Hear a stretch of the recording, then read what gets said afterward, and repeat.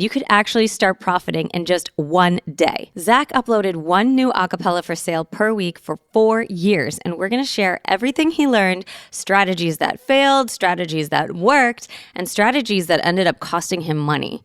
But best of all, we're telling you the strategy that he and I have settled on after all of our efforts selling acapella licenses to producers and DJs over the years. So even if you haven't started selling your acapellas yet, you can jump right into this world using our strategy, and you could actually start profiting in just one day. Let's cover the basics first. We have Zach Alwin here, also known as Alvin in the acapella world. Can you first just explain what acapella licensing even is and how it's done? Well, you're selling songs, as opposed to like Sound Better, which we both do as well, which is a lot of like made to order stuff. The acapella licensing stuff, you will write a song and you will put it out there, and then artists can choose to license it after already having heard it. One of the really cool things about that is if you're doing non-exclusive licensing, you can sell it infinity many times. So it's usually for a pretty cheap licensing fee, but there's a possibility to sell it many times if it's a good one.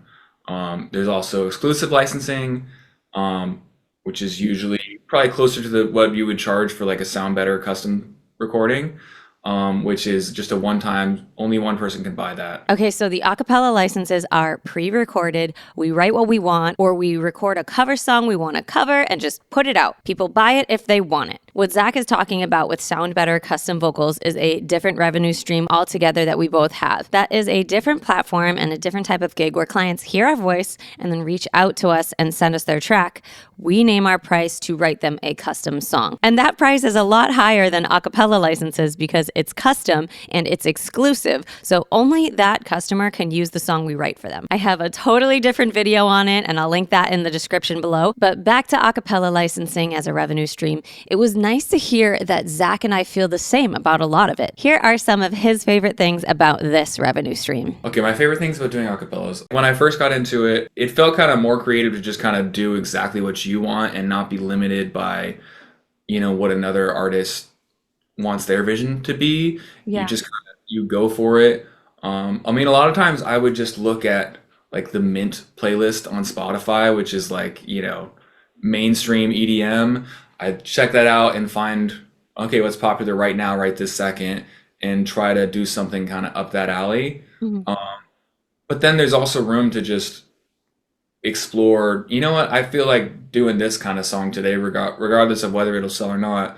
And you can do it and go for it. This is a common thread that I'm hearing from many songwriters. I spoke to top performing artist, The Kid Joy, about his experience. And the first thing he said was how writing music to sell as acapellas makes him feel good. Like he can write whatever he wants. He gets to be expressed through his writing and not have to conform to what a custom songwriting client is requesting of him.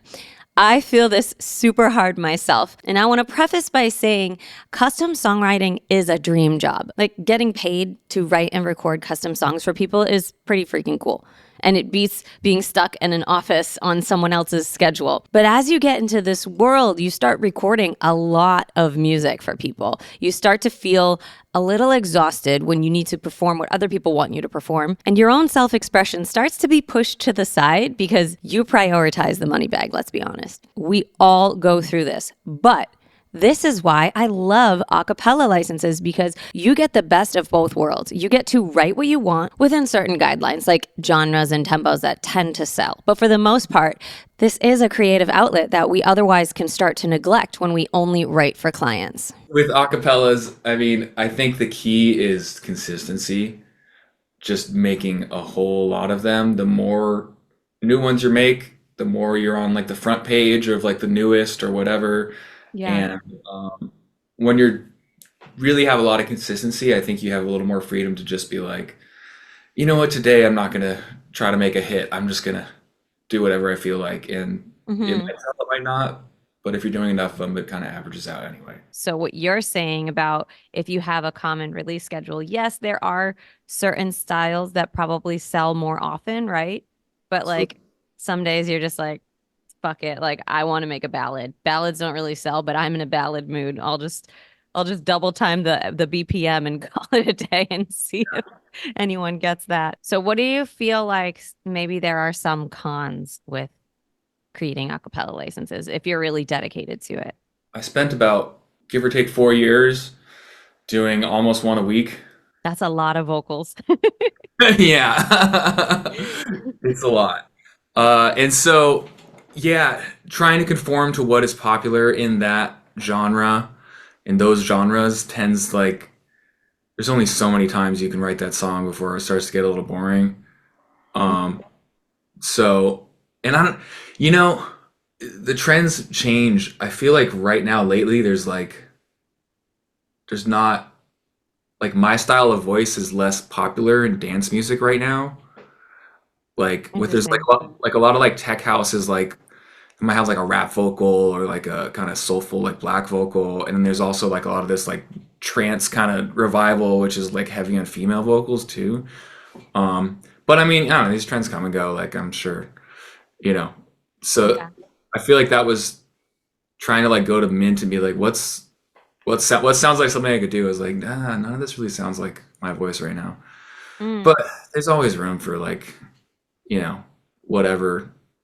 Can you elaborate on what you mean by I'm tired of writing the same song over and over? Like what about the songs you are creating feel like they're the same? Um, there's just certain like stylistic qualities of popular dance music that are can feel limiting after a while. Mm. Um, Even with all the subgenres of EDM? I guess you know maybe that was a fault of mine of like just kind of sticking to what is the most popular at a given time. Hmm.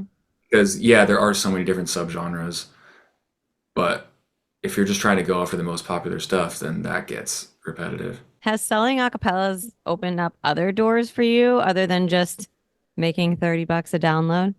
I did get more serious about, you know, my own brand of acapellas. I created like a social media account with weekly posts of new songs. I was running my own website. And when I started doing that and I created an email list as well and kind of became more of a public facing it became more of a public facing entity. And I was reaching out to a lot of the songwriters that have released my stuff, and starting to kind of build relationships that way. Um, and it's cool. I mean, it was a trip for a while. I kept finding new releases of my songs that had like over 1 million streams of them, and I'm like, it's kind of trippy for all that to be out there and no one even tell you about it until someone like someone else reaches out. Oh, are you the singer on this? And Yeah, sends a link. I'm like, oh shit, I am. You know, that's uh, crazy. All the effort we put into our artist projects, and then like you find out you have like millions of streams under yeah, someone else's project. yeah. It's Does which it is feel good or do you feel, I think yeah, it does, honestly. Yeah. And eventually, and I started to build relationships with more of those people. And, um, you know, I DJ'd myself sometimes. And so a lot of times I'll play those tracks and I'll still sing over them if it's like genre appropriate for, you know, what I'm doing that night. So Mhm. yeah, it's been cool to build relationships with those people. And I've also told you I have like a bit of a pipeline of, um, different managers and kind of middlemen that I will send songs to first. Um, Did you you know, meet them through acapella licensing? not through licensing, Mm. but it became, you know, just writing songs and sending them to artists or people like that. If there's no guarantee it's ever gonna be released, didn't feel like the same, like as good of a use of time. Yeah. Versus if I write something for this artist and it's like, well, it doesn't, you know, there often is such a slim chance of like them actually releasing the song when you send things, at least in my experience. That's one thing I really love about acapella licensing. It feels like no song is left behind. I just hate the idea that I would write a song and it will never be heard by anybody. But at least with acapella licensing, someone is going to put that song out and it's actually going to have a life. In my time at Sony writing for other artists, my heart would break for these songs all the time because artists would record them and then maybe they wouldn't go on the album. So they'd just die on a hard drive. Even sync licensing can be like that. You could write a song for sync and then it goes into a library, never to get placed. It just happens sometimes. But at least with Acapella licensing, the songs get heard. They are sitting on a website. People can at least even press the play button and listen. So these songs are really given a shot. I was excited to have this discussion because you're someone who I have seen really take this one revenue stream and fully attempt to maximize it. I mean, releasing one acapella a week. That is dedication. Can we start first by just explaining what you've done in addition to just uploading your acapellas to these platforms? I could see that there was a market for this. I that had been proven by these other platforms, so I had the thought like, okay, Mhm. why don't I just go out on my own? I'd been learning about digital marketing for my own artist project and, working with different friends. And I thought, well, why don't I just take all these same kind of marketing techniques and apply them to my own website and Yeah. in a sort of way, build like a fan base around this entity of selling acapellas. Mhm. So that's what I did. I started a Shopify store. I started a Drip account for email marketing. I was doing Facebook ads. I had, all the social profiles. And yeah, I ran that for probably about a year and a half. I'm in the process of winding that down a bit, and we'll get into that later, I'm sure. Like Alvin, you may be thinking of making your own website too, and that way you can keep 100% of your profits from Acapella license sales. I thought this too. I made a website as well, but was it worth it? At the time I created my website, a lot of other people had the same idea. Mhm. I think the space got a lot more crowded somewhat around that time. I noticed a lot of people were selling for cheaper than before. Eventually, after doing it for a while, certain ads, certain ways of marketing didn't quite pan out the way I had hoped. Mhm. Um, and after, I don't know, after doing it for a while, it seemed like the amount of time I was putting into marketing it was not, I wasn't making the kind of money I wanted to. And I felt Mhm. like it was kind of taking creative energy and just time away that I could have spent in other avenues that were doing better for me at the time. You kind Uh, of had to become a webmaster, huh? yeah, the webmaster wasn't as bad. Like it was mostly just like managing all the social media accounts, like weekly posts and that, and the email marketing, and Mhm. you know, it became a more complex operation. Having, I had my stuff on other sites as well, but I also have my own website, and so I actually had two download files for every song. There was like a download file that went to everybody else and a download file for my own website. My own website would have actually more stems. They Okay. dry of every single double and every single harmony Mhm. versus the other sites would just get a stem of all the backing vocals. Maybe I one or two. see. So there's a little more incentive to buy direct from you. Exactly, exactly. And Cool. I also had a link in the download files for everybody else for a link to a free sample pack. If they did that, they'd be directed to my website, enter in their email, they join my email list, and they get the free sample pack, which is just a bunch of one shots from all my different acapellas, basically.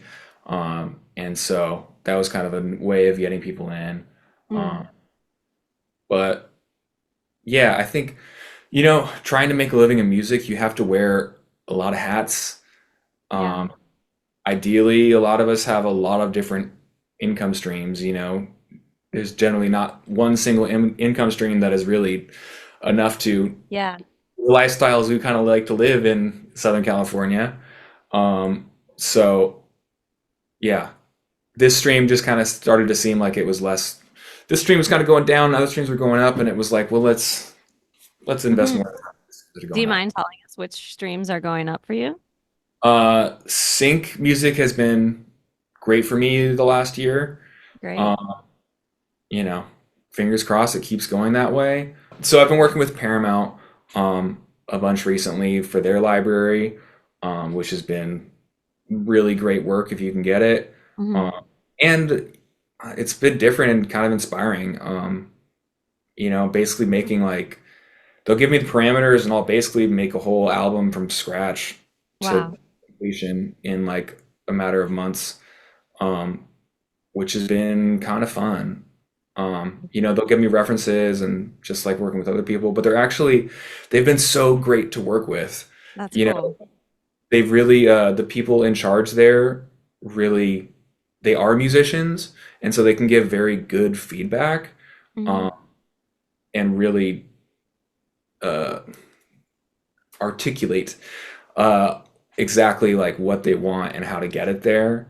Hmm. And yeah, they're a whole lot of fun to work with.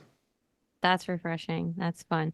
And it's what's cool about what you've told me about working with Paramount is that they actually, like, you actually get paid to do the work. Whereas it sounds like with the acapellas and your own website and everything, you were spending quite a bit of money Yeah. to run the ads, run the website, run the email marketing. Um, did you find that like a lot of your profits were getting eaten up by your investment? Yeah, 100%. I could have spent less on marketing, but the intention was to make it bigger than it is. Hmm. I was kind of going with a mindset of like, well, right now where the income is, this is not, I don't see this as totally worth it. So if I was willing to just throw money at the marketing to try to make it bigger, to try to get it to that kind of point where, okay, this is really totally feeling like it's worth it. Um, so yeah, I mean, I spent more on marketing than I needed to, and it turns out a lot of that marketing was not as effective as I had hoped. A Yeah. lot of business stuff. But do you still feel pretty good about the fact that you have built an email list, you've built a little community around your acapellas, and maybe now that you're taking a step back from it, at least you have a solid foundation that still remains? Yeah, Okay. yeah, and I don't know. It's not entirely winded down yet. I Okay. I'm still kind of undecided of exactly how to do it because it's like I do have this email list. I do have these like I still get sales every now and then. Sure. Um, So by winding down, you don't mean you're like closing up shop, right? You're just gonna cut way back on the effort level. that's where I'm at now. It could change. I don't know. I don't think I'm making as much as I'm spending in just running Shopify and Drip right now, so it doesn't quite make financial sense exactly.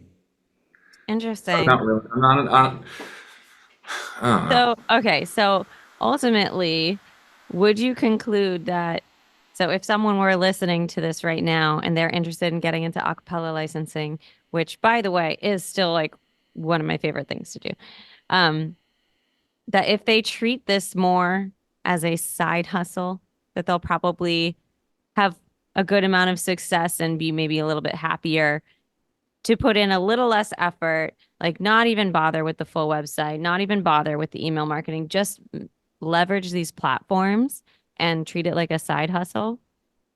That's what I would recommend doing. Yeah. I mean, I even always viewed it as a side hustle, but I just went really hard on this side hustle. Yeah. It sounds to me like if Zach had known how expensive this was going to be, that the results weren't going to yield as big of a return as he'd hoped, maybe he would have never started his own website and email campaigns in the first place. But he's here now, he's built the infrastructure, and ultimately is deciding to keep things running in a slightly more passive way. For me, I agree with this. I don't put a ton of effort into marketing for my acapellas on my own website, but I still have my own website. And I will say this, it might not even be the acapellas themselves that I'm banking on through keeping my website, but producers find my site, they download one of my cover songs, love it. And then once in a while, I get an email from one of them who wants to hire me for a custom song. So that $59 download, and yes, that's what I charge, just turned into a $700 custom project. That's like selling 12 acapellas. But I get a nice quick payout for a custom gig. My Shopify store only costs like $50 a month to keep it active anyway, so even just selling one acapella a month will make it worth keeping it open. And a $700 gig here and there is pretty sweet too. I've even had people actually hire me directly through the website. I have that as an option to just work directly through the website. Okay. Ironically, like the social media posting, which was a big part of it, feeling like it was too much effort, I think was kind of the most effective, is just organic social media posting. Mm-hmm. So posting videos of you like lip syncing to your recordings and stuff. Exactly. Mm-hmm. Exactly. And some of those led to $400 sales, and that's not bad. No, not at all. So, and yeah, and some of them did like I let them sound better, and some of them I worked, doing custom stuff directly off my website through email. That's cool. So would you say then, even though, you learned the hard way, you kind of don't want to put as much effort into this stream, you've got some other streams starting to take off, you would still recommend that people do it, like even though you've kind of fallen out of love with it? Yeah, and I'm still doing one every other week, so it's like I'm still probably doing more than a lot of people do. So scaling back to you is post a new one every other week. Yeah, at least for the time being. You must be an overachiever if you think that's not a lot. That's cool because it's more than just that $30 download. It could lead to, $1,000 custom song gig that someone would email you and ask you to work with them. So our verdict at the end of the day is still go for it, right? Yeah, I've made some mistakes and learned where not to go with it, but generally I would recommend Acapella licensing if you're trying to make income off of your songwriting and your voice. It is a good, income stream to have there. Like I said, a lot of us artists, if we're trying to make a living in music, we need a lot of income streams, and that is definitely one of them. Cool. Yeah, for sure. And you never know where you can get discovered, right? So yeah, I will say, doing one of these a week, I felt, compared to like some sound better jobs, it's like your job with a sound better job is not. I almost feel it's weird saying this publicly, but like your job is to make the client happy, the artist you're working with happy. So it is their preference above any sort of preference. Versus with acapella, your goal is what's going to sell. right. You're selling to other artists, but you're still it needs to. It's a different kind of goal, and so with that. It's practicing with that goal and kind of going full out, it's like, there's no point in half-assing this, because a really good, like one that is just that much better can sell so much better. So going after like that kind of goal on a weekly basis, I did think it actually helped, especially like my ability to knock out like, master vocal tracks really quickly. After that on a weekly basis, I think it really helped my skills in terms of doing good vocal tracks every time quickly. And so, and it helped with your like engineering and your vocal production skills too? Yeah. In a way. Yeah. I started doing kind of workflows that just were reliable every single time to get, like one thing I started doing with that is I'd always do like 6 doubles of the lead, 2 I would get 2 I'd go really like close to it, 2 I'd whisper, and 2 I'd yell, and then for all like 80% of the time that works, and it's just a matter of how you blend them. So that became something, and then I just vocal line it, and with 6 doubles it's fine, it works out fine. Yeah.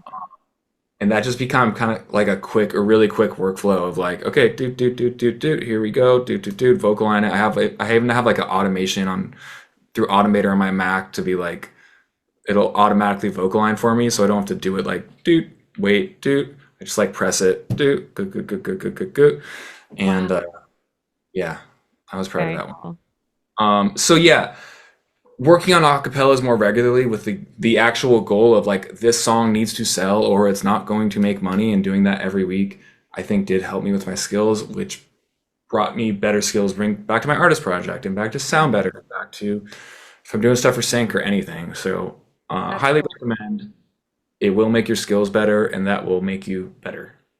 Honing your skills, getting better at your craft, finding a creative outlet while still monetizing, and doors opening to bigger gigs.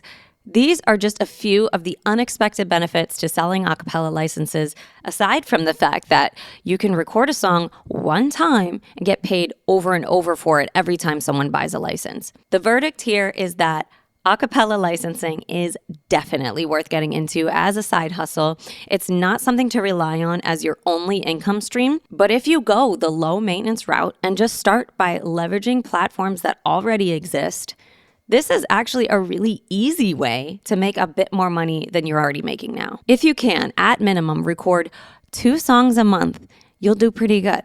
A release schedule of once a week would be ideal. I put together a full masterclass on selling acapella licenses, sample packs, and vocal VSTs. It's called Vocal Tools Launch, and you can get a nice discount when you bundle it with Custom Vocals Launch and Sync Licensing Launch. But if you want to grab the master list of revenue streams for singers without performing live, that is a free download, and you can learn more in the description below. Do me a solid and hit the subscribe button and the like button if you haven't already, because I'm releasing new helpful videos like this all the time, and I think you'll like this video next. Oh, but if you're listening on Spotify or Apple Podcasts, check it out. There is a video version of this on YouTube, and all the episodes are also on YouTube. Season 1 will be coming to a close soon, and Season 2 will exclusively be released to YouTube. So go ahead and get ahead of the curve. Meet me over on YouTube because there's a lot more content over there that is not just on the podcast side. So head to YouTube, type in Singer's Success Path Podcast, and I'll see you over there.